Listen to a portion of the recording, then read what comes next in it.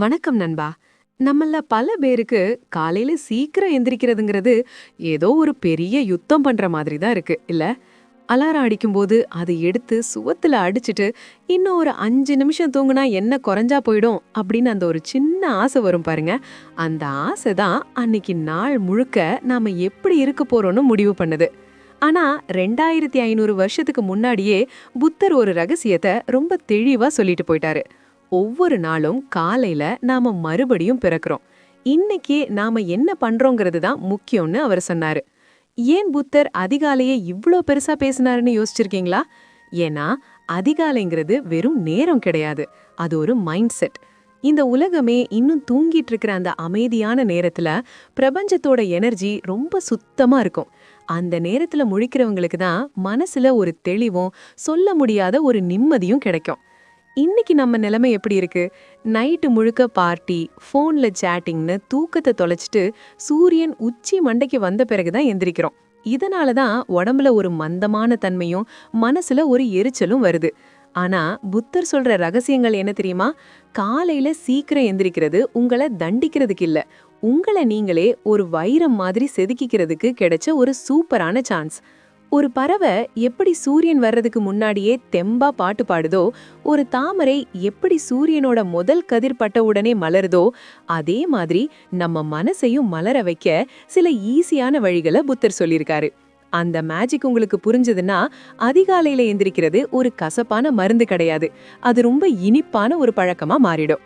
இன்னைக்கு நாம கடைசியா பார்க்க போற ரகசியம் தான் ரொம்பவும் முக்கியமானது. உங்க வாழ்க்கையவே மாத்த போற சக்தி வாய்ந்த ரகசியம். அதனால கண்டிப்பா அதை கேளுங்க. சரி, இப்போ அந்த 10 ரகசியங்களையும் ஒவ்வொன்றா பொறுமையா பார்க்கலாமா? முதல்ல, தூக்கத்தை ஒரு தவம் போல நினைங்க. நண்பா, முதல்ல நாம புரிஞ்சுக்க வேண்டிய ஒரு விஷயம் என்னன்னா, தூக்கங்கிறது ஏதோ செத்த நேரம் கிடையாது. பல பேர் நினைக்கிறாங்க தூங்குறது தானே, அதுல என்ன இருக்குன்னு. ஆனா புத்தர் என்ன சொல்றாருன்னா, தூக்கங்கிறது ஒரு தவம், அதாவது மெடிடேஷன் மாதிரி.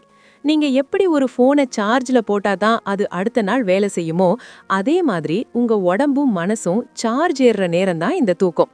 ஆனா நாம என்ன பண்றோம்? தூங்க போறதுக்கு முன்னாடி வரைக்கும் எதையாவது யோசிச்சுக்கிட்டே, யாராவது மேல கோவப்பட்டுக்கிட்டே, இல்லனா போன்ல எதையாவது பார்த்துட்டு மனச பாரமாக்கிட்டு படுக்கிறோம். இப்படி படுத்தா தூக்கம் எப்படி நிம்மதியா வரும்? புத்தர் என்ன சொல்றாருன்னா, தூங்க போறதுக்கு முன்னாடி ஒரு சின்ன கிளீனிங் வேலை பண்ணணும். அன்னைக்கு நாள் முழுக்க நடந்த கசப்பான விஷயங்கள், யாராவது உங்களை திட்டியிருந்தா இல்ல நீங்க ஏதாவது தப்பு பண்ணியிருந்தா, அது எல்லாத்தையும் ஒரு பழைய மூட்டையில கட்டி ஓரமா வச்சிருங்க. சரி, இன்னைக்கு நாள் முடிஞ்சுது, நாளைக்கு ஒரு புது மனுஷனா நான் பிறக்க போறேன் அப்படின்னு ஒரு நன்றி உணர்வோட கண்ணை மூடுங்க. மனசுல எந்த கவலையும் பாரமும் இல்லாம ஒரு குழந்தை மாதிரி நிம்மதியா தூங்குற அந்த தூக்கம் இருக்கு பாருங்க, அதுதான் உண்மையான தவம். அப்படி தூங்குறவங்களுக்கு அலாரமே தேவையில்லை. அவங்க உடம்பு தானாவே அதிகாலையில ஒரு புது தெம்போட குட் மார்னிங் சொல்லி உங்களை எழுப்பி விட்டுடும்.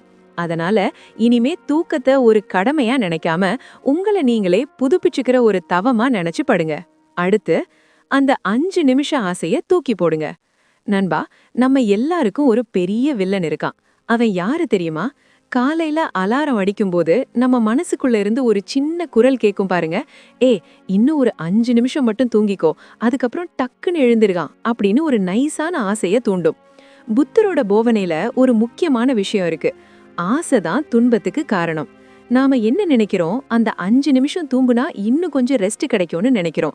ஆனா உண்மை என்ன தெரியுமா? அந்த 5 நிமிஷத்துக்காக நீங்க ஸ்னூஸ் பட்டனை அழுத்தும் போது உங்க மனசுக்கு நீங்களே ஒரு தப்பான மெசேஜை அனுப்புறீங்க. என்னால என்னோட முடிவை கூட காப்பாத்த முடியல அப்படின்னு உங்க தன்னம்பிக்கை அங்கேயே குறைய ஆரம்பிச்சிருது. அந்த 5 நிமிஷம் தூக்கம் உங்களுக்கு புத்துணர்ச்சியே தராது. பதிலுக்கு அன்னைக்கு நாள் முழுக்க ஒரு மந்தமான உணர்வு தான் கொடுக்கும். நீங்க யோசிச்சு பாருங்க, அந்த 5 நிமிஷத்துல தூங்கி நீங்க என்ன சாதிக்க போறீங்க? ஒண்ணுமே இல்ல. ஆனா அந்த நேரத்துல நீங்க ஜெயிக்கிறது உங்க சோம்பேறித்தனத்தை.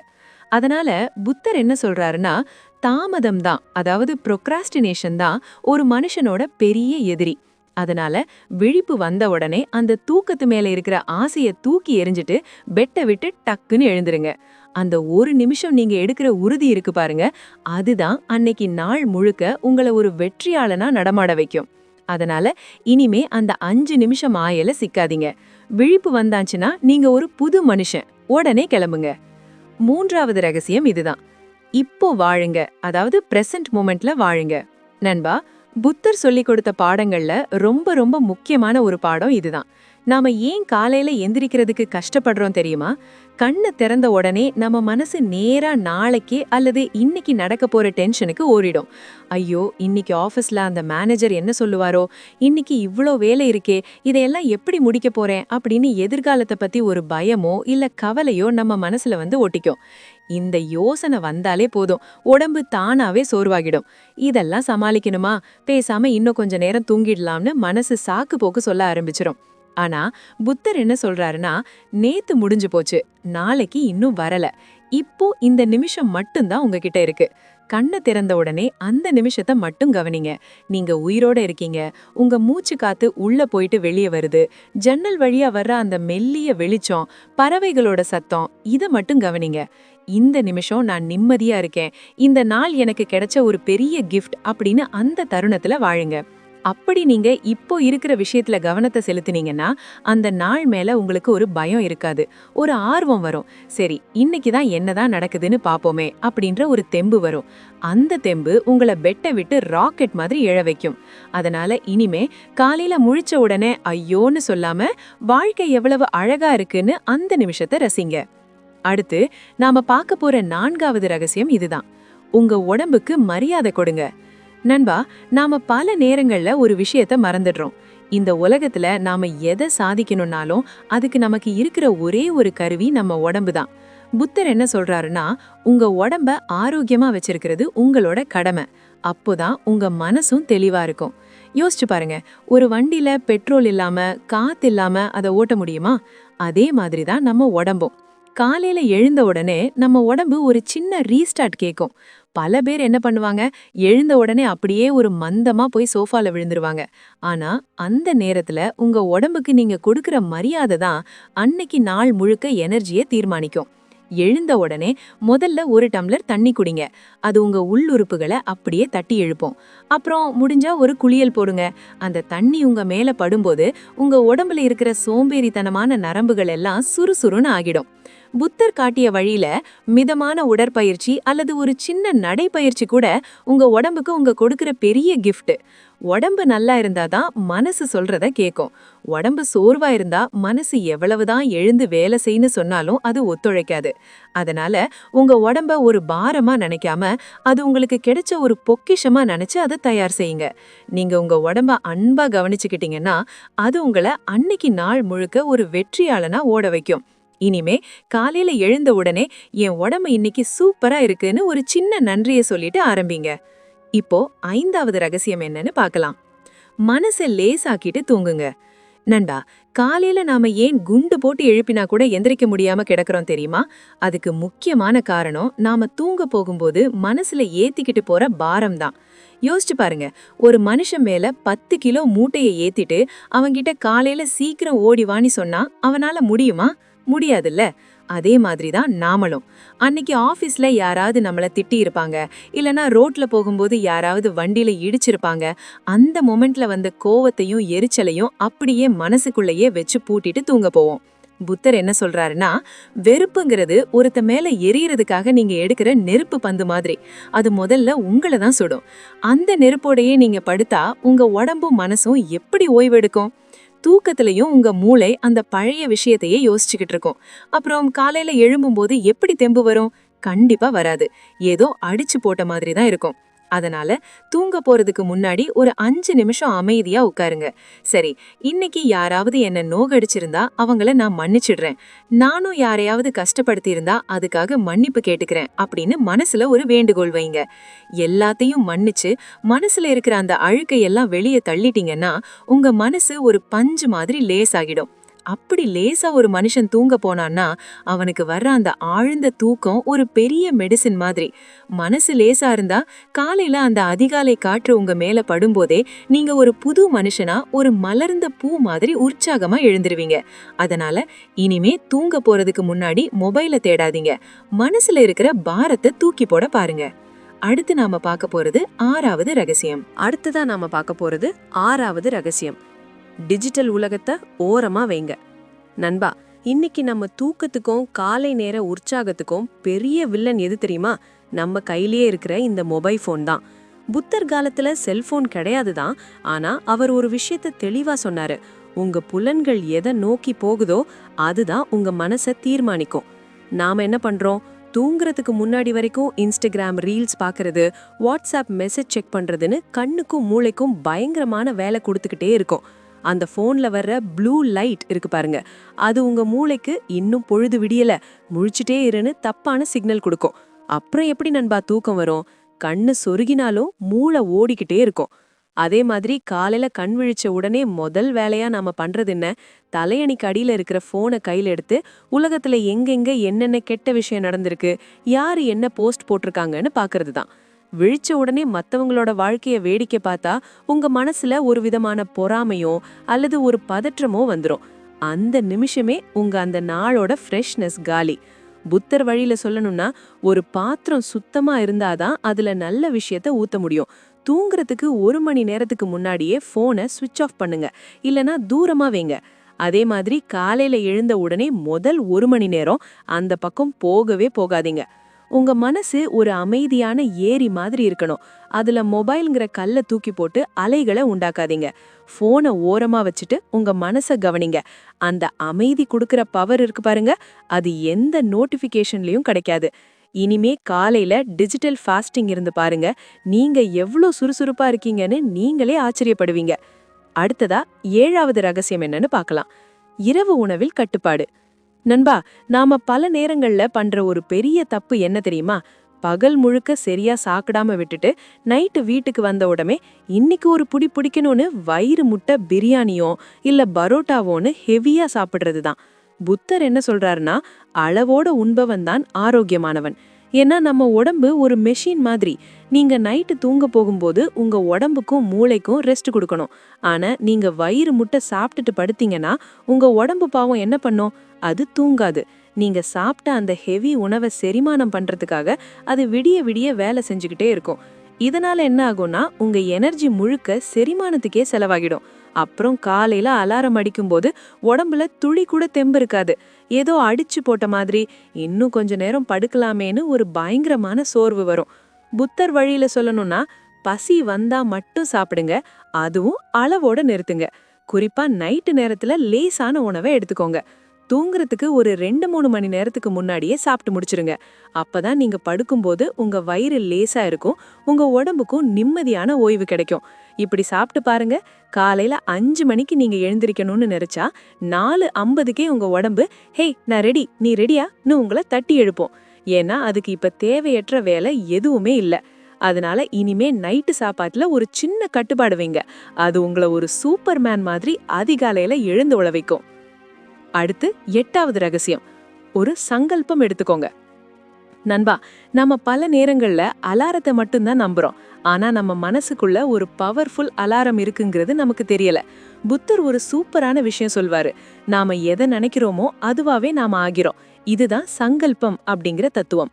நீங்க கவனிச்சிருக்கீங்களா? ஏதாவது ஒரு முக்கியமான வேலை இல்ல ஊருக்கு போகணும், ஒரு இன்டர்வியூ இருக்குன்னா அன்னைக்கு மட்டும் அலாரம் அடிக்கிறதுக்கு 1 நிமிஷத்துக்கு முன்னாடியே நமக்கு தானாவே விழிப்பு வந்துரும். எப்படி? ஏன்னா உங்க ஆழ் மனசுல நாளைக்கு காலையில 4 மணிக்கு நான் எழுந்து ஆகணும் அப்படின்ற ஒரு கட்டளைய நீங்க ஆழமா பதிச்சு வச்சிருக்கீங்க. புத்தர் வழியில சொல்லணும்னா, தூங்க போறதுக்கு முன்னாடி நீங்க மனசுல எதை நினைக்கிறீங்களோ அதுதான் உங்க அடுத்த நாளை தீர்மானிக்கும். அதனால தூங்க போறதுக்கு முன்னாடி 1 நிமிஷம் கண்ணை மூடி, நாளைக்கு காலையில 5 மணிக்கு நான் ரொம்ப உற்சாகமா எந்த சோம்புல இல்லாம எழுந்திடுவேன் அப்படின்னு உங்களுக்குள்ளேயே ஒரு உறுதியான கட்டளைய சொல்லிக்கோங்க. இத சும்மா மேலோட்டமா சொல்லாம, நிச்சயமா நான் எழுவேன் அப்படின்னு ஒரு நம்பிக்கையோட சொல்லுங்க. இது ஒரு மேஜிக் மாதிரி வேலை செய்யும். உங்க ஆழ் மனசு அந்த நேரத்துல உங்களை தட்டி எழுப்போம். அலாரம் சத்தம் கேட்டு எரிச்சலோட எழுந்திருக்கிறதுக்கும், நாம எழுந்திருக்கணும்னு நினைச்சோம் இதோ முழிச்சாச்சு அப்படின்னு ஒரு கெத்தோட எழுந்திருக்கிறதுக்கும் பெரிய வித்தியாசம் இருக்கு. அதனால இனிமே படுக்கும்போது மொபைலை நோண்டாம ஒரு நல்ல சங்கல்பம் எடுத்துட்டு படுங்க. உங்க மனசு உங்களை ஒரு ராஜா மாதிரி காலையில சிம்மாசனத்துல இருந்து எழுப்பிவிடும். அடுத்து 9வது ரகசியம், இயற்கையோட காற்ற சுவாசியுங்கள். நண்பா, நாம ஏன் அதிகாலையில எழுந்திருக்கணும்னு புத்தர் அவ்வளவு தூரம் சொன்னாரு தெரியுமா? அந்த நேரத்துல காத்துல ஒரு தனி சக்தி இருக்கு. நாம என்ன பண்றோம்? காலையில விழுப்பு வந்த உடனே அப்படியே போர்வையை இழுத்து போத்திட்டு ரூமுக்குள்ளேயே முடங்கி கிடக்குறோம். இதனால அந்த தூக்க கலக்கம் நம்மள விட்டு போகவே மாட்டேங்குது. புத்தர் என்ன சொல்றாருன்னா, இயற்கை தான் நம்மளோட மிகப்பெரிய குரு. அந்த அதிகாலை நேரத்துல, அதாவது சூரியன் வரத்துக்கு முன்னாடி இருக்கிற அந்த நேரத்துல காத்துல ஆக்சிஜன் அளவு ரொம்ப அதிகமா இருக்கும். அது மட்டும் இல்லாம பிரபஞ்சத்தோட ஆற்றல் ரொம்ப தூய்மையா இருக்கும். நீங்க எழுந்த உடனே செய்ய வேண்டிய முதல் வேலை ஜன்னலை திறக்கிறது இல்லனா வாசலுக்கு வர்றதுதான். அந்த ஜில்லுன்னு இருக்கிற மெல்லிய காற்றை அப்படியே ஆழமா உள்ள இழுங்க. அந்த ஒரு நிமிஷம் நீங்க சுவாசிக்கிற காற்று இருக்கு பாருங்க, அது உங்க நுரையீரலுக்கு மட்டும் இல்ல, உங்க மூளையில இருக்கிற ஒவ்வொரு செல்லுக்கும் சார்ஜ் ஏத்தும். அந்த நேரத்துல இருக்கிற அந்த அமைதியும் பறவைகளோட சத்தமும் உங்க மனசுல இருக்கிற பதற்றத்தை அப்படியே குறைச்சிரும். ஐயோ, இன்னைக்கு இவ்ளோ வேலை இருக்கே அப்படின்னு பயந்த மனசு அந்த தூய்மையான காற்றை சுவாசிச்ச உடனே பரவாயில்ல, எல்லாத்தையும் பாத்துக்கலாம் அப்படின்னு ஒரு தன்னம்பிக்கையே தரும். அதனால இனிமே காலையில எழுந்த உடனே போர்வையோட மல்லு கட்டாம வாசலுக்கு வந்து அந்த இயற்கையோட ஸ்பரிசத்தை உணருங்க. அந்த ஒரு நிமிஷம் இயற்கையோட நீங்க செலவிடுற நேரம் அன்னைக்கு நாள் முழுக்க உங்களை ஒரு சூப்பர் ஹீரோ மாதிரி ஆக்டிவா வச்சிருக்கோம். இயற்கை உங்களுக்கு கொடுக்கற அந்த எனர்ஜியை மிஸ் பண்ணிடாதீங்க. கடைசியா நாம பார்க்க போற ரகசியம் இதுதான், அமைதியான தியானம். நண்பா, எல்லாத்தையும் விட ரொம்ப முக்கியமான அந்த ஒரு கிளைமேக்ஸ் ரகசியம் இதுதான். நாம என்ன பண்றோம்? காலையில எழுந்த உடனே ஏதோ ஒரு அவசரத்துல ஓடிக்கிட்டே இருக்கோம். பிரஷ் பண்ண ஓடுறது, காஃபி குடிக்க ஓடுறது, இல்லனா நியூஸ் பேப்பர் இல்ல போனை பார்க்க ஓடுறதுன்னு மனச பரபரப்பாவே வச்சிருக்கோம். புத்தர் என்ன சொல்றாருன்னா, அமைதிதான் உண்மையான சக்தி. ஒரு குழப்பமான குட்டையில கல்லெறிஞ்சா அது கலங்களாதான் இருக்கும். ஆனா அமைதியான இருக்கிற ஒரு ஏரியில தான் நிலாவோட பிம்பம் தெளிவா தெரியும். உங்க மனசும் அந்த ஏரி மாதிரி தெளிவா இருந்தாதான் அன்னைக்கு நாள் முழுக்க நீங்க எடுக்கிற முடிவுகள் எல்லாம் சரியா இருக்கும். எழுந்த உடனே அந்த முதல் 10 நிமிஷம் எதை பத்தியும் கவலைப்படாம அப்படியே அமைதியா ஒரு இடத்துல உட்காருங்க. ஓடி போய் காஃபியோ போனோ எடுக்காதீங்க. ஜஸ்ட் உங்க மூச்சை மட்டும் கவனிங்க. காத்து உள்ள போறது வெளியே வர்றது, இதை மட்டும் ஒரு நிமிஷம் கவனிச்சாலே போதும். இந்த 10 நிமிஷம் தியானம் இருக்கு பாருங்க, அது உங்க மூளைக்கு ஒரு பெரிய தெளிவை கொடுக்கும். இன்னைக்கு நான் கோபப்பட மாட்டேன், இன்னைக்கு நான் நிதானமா இருப்பேன், இன்னைக்கு வர்ற சவால்களை நான் தைரியமா எதிர்கொள்வேன் அப்படின்னு அந்த அமைதியான நேரத்துல நீங்க உங்களுக்குள்ளேயே பேசிக்கிறது தான் அன்னைக்கு நாள் முழுக்க உங்களை காக்குற ஒரு கவசம் மாதிரி. இந்த அமைதியை நீங்க ஒரு தடவை அனுபவிச்சிட்டீங்கன்னா அதுக்கப்புறம் நீங்க மத்தவங்க கிட்ட கத்த மாட்டீங்க, பதட்டப்பட மாட்டீங்க. எல்லாரும் பரபரப்பா ஓடிட்டு இருக்கும்போது நீங்க மட்டும் ஒரு புத்தர் மாதிரி நிதானமா, அதே சமயம் ரொம்ப வேகமா உங்க வேலைகளை முடிப்பீங்க. அதனால நண்பா, காலை நேரத்துல அந்த 10 நிமிஷத்தை உங்களுக்காக செலவிடுங்க. அந்த தியானம் கொடுக்கிற எனர்ஜி இருக்கு பாருங்க, அதுதான் உண்மையான உற்சாகம். இத தொடர்ச்சியா செஞ்சு பாருங்க, உங்க வாழ்க்கையே ஒரு கொண்டாட்டமா மாறிடும். அவ்வளவுதான் நண்பா. இந்த 10 ரகசியங்களையும் நீங்க ஃபாலோ பண்ண ஆரம்பிச்சா அதிகாலையில எழுந்திருக்கிறது ஒரு கஷ்டமே இல்ல, அது ஒரு பெரிய வரப்பிரசாதம். சரி நண்பா, இப்போ இந்த 10 ரகசியங்களையும் நாம விரிவா பார்த்துட்டோம். இதுல ஏதாவது 1-2 நீங்க ஃபாலோ பண்ண ஆரம்பிச்சாலே உங்க வாழ்க்கையில ஒரு பெரிய மாற்றத்தை நீங்க உணர முடியும். புத்தர் சொன்ன மாதிரி காலையில எல்லா நாளும் நாம மறுபடியும் பிறக்கிறோம். அந்த பிறப்பு ஒரு போராட்டமா இருக்கணுமா இல்ல ஒரு கொண்டாட்டமா இருக்கணுமாங்கிறது நம்ம கையில தான் இருக்கு. காலையில சீக்கிரம் எழுந்திருக்கிறதுங்கிறது ஏதோ ஒரு வேலையை முடிக்கிறதுக்காக மட்டும் இல்ல, உங்களை நீங்களே ஒரு அமைதியான தெளிவான மனுஷனா மாத்திக்கிறதுக்காக தான். அந்த அதிகாலை அமைதி உங்களுக்கு கொடுக்கிற அந்த ஒரு கிக் இருக்கு பாருங்க, அதை ஒரு தடவை அனுபவிச்சிட்டீங்கன்னா அதுக்கப்புறம் நீங்க தூக்கத்தை விட அந்த நேரத்தை தான் அதிகமா காதலிப்பீங்க. சோம்பேறித்தனம்ங்கிறது ஒரு பழைய சட்டை மாதிரி, அதை தூக்கி போட்டுட்டு ஒரு புது மனுஷனா நாளைக்கு காலையில சூரியன் வரத்துக்கு முன்னாடியே எழுந்து நில்லுங்க. அன்னைக்கு நாள் உங்க கண்ட்ரோல்ல இருக்கும்.